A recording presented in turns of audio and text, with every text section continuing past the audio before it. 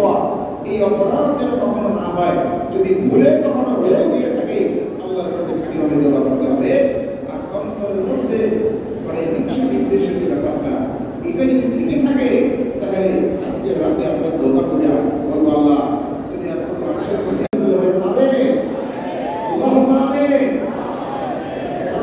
কষ্ট করে করতেছেন, এত নফর কি এটা সরি নাকি বললাম চাই।